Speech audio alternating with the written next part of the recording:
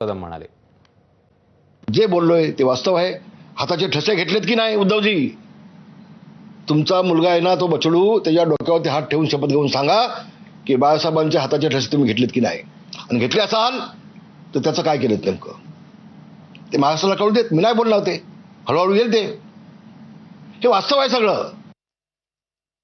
हिंमत असेल उद्धवजींनी डावी बोलावं, मी त्यांना उत्तर देईन.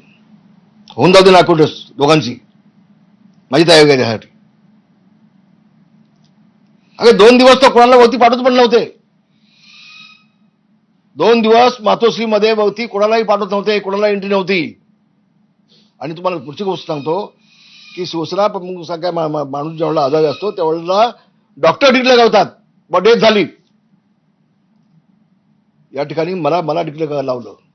मी गेलो लोकांसमोर. अनेक गोष्टी आहेत, मी येणार त्यानंतर मी बोलणार आहे त्याच्यावर. मी बोलणार, आज नाही बोलणार त्यावर. मी आज बोलणार नाही, तो विषय मोठा आहे. आज बोलणार नाही, योग्य वेळेला मी बोलेन. मी योग्य वेळेला बोलेन. बाळासाहेबांचं मृत्यूपत्रक कुणी बनवलं, कसं बनवलं, काय बनवलं, कुठे आलं, कुणी सही केली, याच्यावरती मी बोलणार आहे.